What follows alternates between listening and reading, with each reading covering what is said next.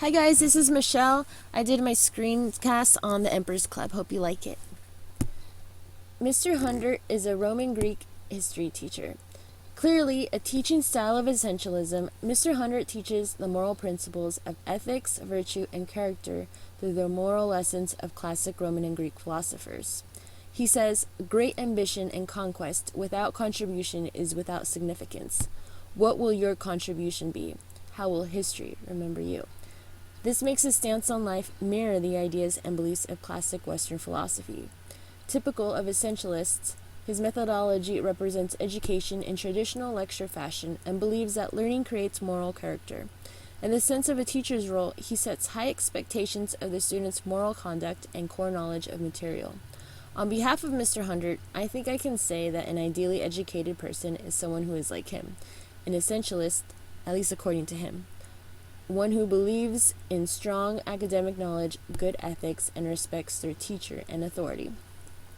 When new student Cedric Bell attends the academy, Mr. Hunter soon learns of his defiant and rebellious character. As soon as Cedric enters the classroom, he asks, "Why is everyone wearing dresses?" even though he really knows what they were. Mr. Hunter responds, "They are togas. They represent the transition from childishness to manliness." From the start, the movie demonstrates Mr. Hunter's beliefs put into action.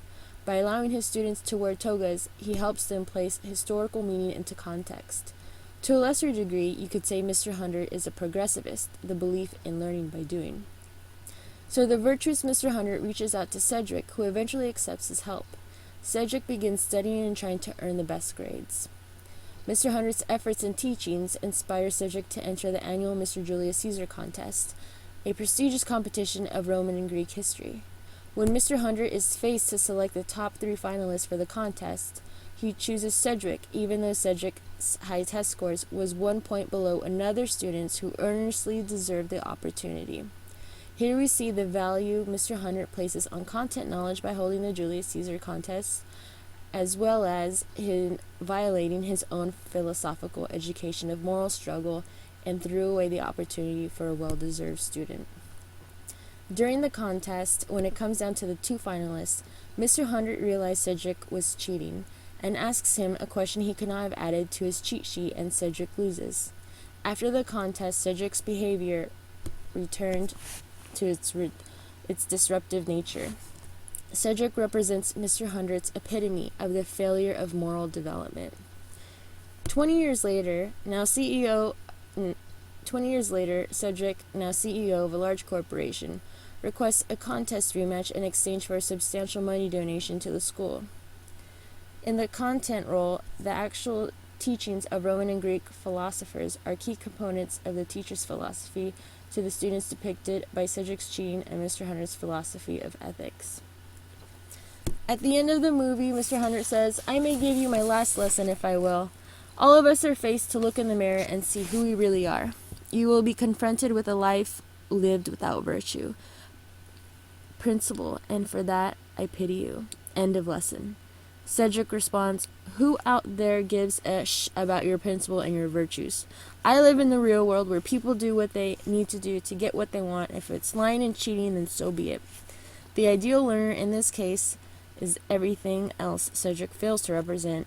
Should it be someone who is just, hardworking, and knowledgeable? In the end, Mr. Hunter reflects to himself when he says, "However much we stumble, it is a teacher's burden always to hope that with learning, a boy's character might be changed, and so a destiny of a man."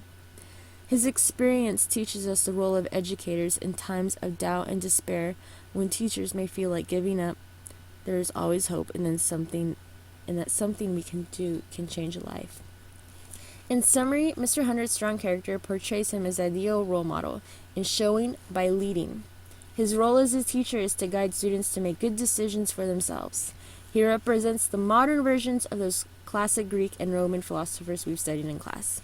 The message we can take home or to our classrooms teaches that our role as teachers can significantly impact a student's path in life. By being role models, we can reach out to students in need of help. End of lesson. Thanks for listening, guys.